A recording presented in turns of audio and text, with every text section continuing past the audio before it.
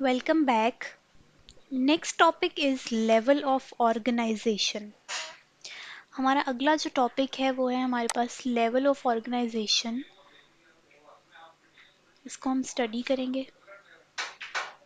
Level of organisation में हम ये देखते हैं कि हमारे पास पहले मैं एक छोटा सा साइकिल बनाती हूँ, उसको हम स्टडी करते हैं। सबसे पहले हमारे पास आ जाते हैं सब एटॉमिक एंड एटॉमिक लेवल। सब एटॉमिक एंड एटॉमिक लेवल है, उसके बाद आ जाता है हमारे पास मॉलिक्यूल। मॉलिक्यूल के बाद है ऑर्गेनेलीज। ये साइकिल आपके पास एंड तक आपको हेल्प आउट करेगा। सेल है, फिर है टिश्यू, उसके बाद है ऑर्गन। लेट्स स्टार्ट फ्रॉम सब एटॉमिक एंड एटॉमिक लेवल। सब एटॉमिक एंड एटॉमिक लेवल ये है कि बेसिकली इसमें हम एक लिविंग ऑर्गेनिज्म को स्टडी करते हैं। एक लिविंग ऑर्गेनिज्म को स्टडी करते हैं एक एटम के ऊपर, एक एटम के पॉइंट पे रख के। ठीक है, लिविंग ऑर्गेनिज्म। एटम जो है ना, एक स्मॉलेस्ट पार्टिकल, स्मॉलेस्ट सबसे जो स्मॉल है वो एटम होता है। एलिमेंट, किसी भी एलिमेंट का स्मॉलेस्ट पार्टिकल होता है एटम। ठीक है, इसके आगे सब एटॉमिक पार्टिकल्स होते हैं जो उससे भी स्मॉल होते हैं, सब एटॉमिक पार्टिकल्स।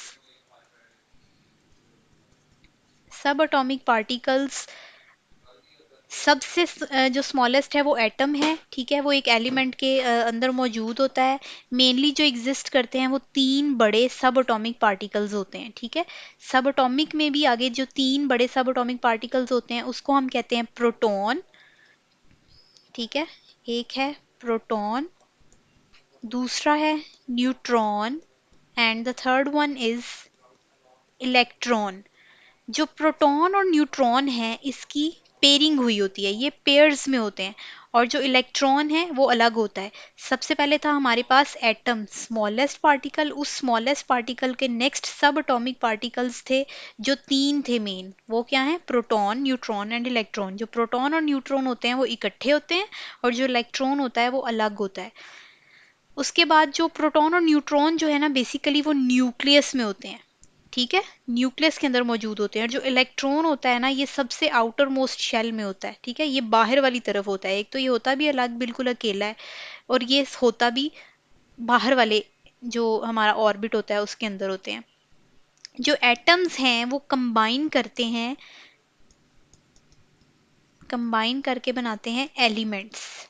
ठीक है, सारे एटम्स जब मिलेंगे तो बनाएंगे एलिमेंट्स। एलिमेंट्स जो, अब क्या एलिमेंट्स के बारे में हम पढ़ेंगे।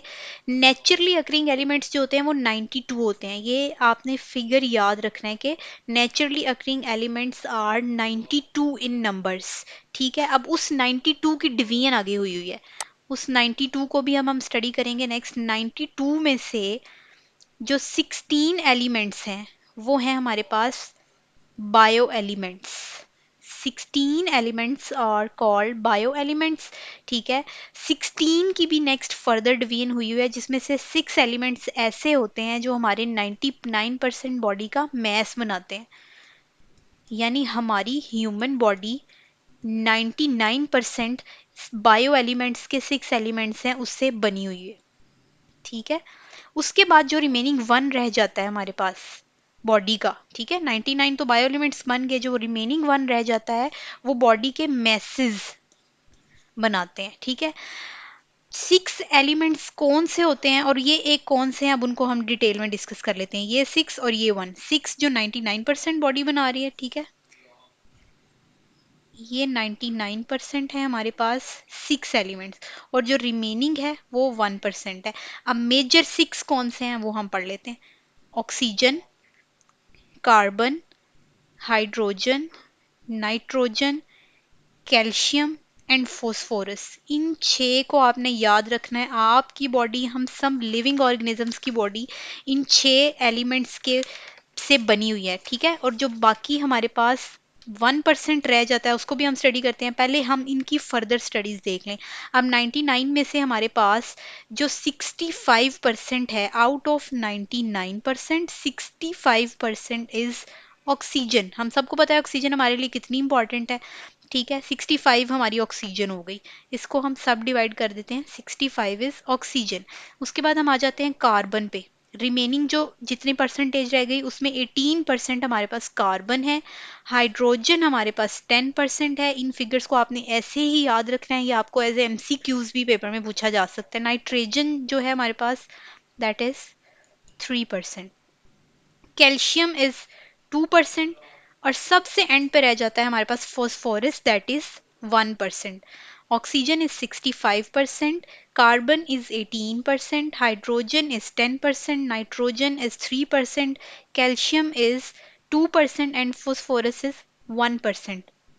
और अगर इस सारी परसेंटेज को प्लस किया जाए, ये 65, 18, 10, 3, 2, 1, तो ये बनती है 99%, जो मैंने आपको पहले बताया कि हमारे जो बायो एलिमेंट 6 थे उससे हम बने हुए, वो ये 6 थे, और वो इन सब की परसेंटेज को प्लस करने से बनता है 99%।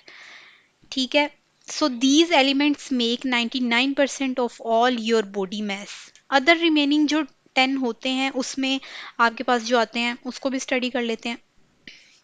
दैट इज पोटाशियम, ठीक है, क्लोरीन है हमारे पास, मैग्नीज है, मैग्नीशियम है, कॉपर है, जिंक है, आयोडीन है, आयरन है, ठीक है, इसका साइन होता है Fe, सोडियम है, ठीक है, सल्फर है। These are bio elements which make 100% of the body mass. ये सब मिलके हमारी बॉडी का मैस बनाते हैं। अब हम एक छोटे एलिमेंट से स्टार्ट हुए थे, दैट इज एटम, ठीक है। एटम से स्टार्ट हुए थे, एटम में हमने सब एलिमेंट्स भी पढ़े जो थे प्रोटॉन, न्यूट्रॉन और इलेक्ट्रॉन, जिसमें मैंने आपको बताया कि जो प्रोटॉन और न्यूट्रॉन, जैसे यहाँ मैंने आपको बताया है कि जो प्रोटॉन और न्यूट्रॉन्स होते हैं वो इकट्ठे होते हैं, वो न्यूक्लियस के अंदर पाए जाते हैं, और जो इलेक्ट्रॉन होता है वो हमारे आउटर मोस्ट शेल में होता है और वो अलग पाया जाता है, ठीक है। एटम्स के अंदर जो एलिमेंट्स होते हैं उससे हमारी बॉडी जो है जो वो 92 एलिमेंट्स हैं जिससे हमारी बॉडी बनी हुई है, और बाकी के रिमेनिंग भी जो हैं वो हमने डिस्कस कर लिए हैं। हमारा सब एटॉमिक लेवल यहाँ पर क्लियर हो गया है। अब एटम मिलते जाएंगे, atom plus atom plus atom, तो वो बना देंगे एक मॉलिक्यूल, ठीक है। बहुत सारे एलिमेंट्स एटम्स के मिलने से, ठीक है, वो हमारे पास आ जाता है मॉलिक्यूल। नेक्स्ट लेक्चर में हम स्टडी करेंगे मॉलिक्यूल को डिटेल में।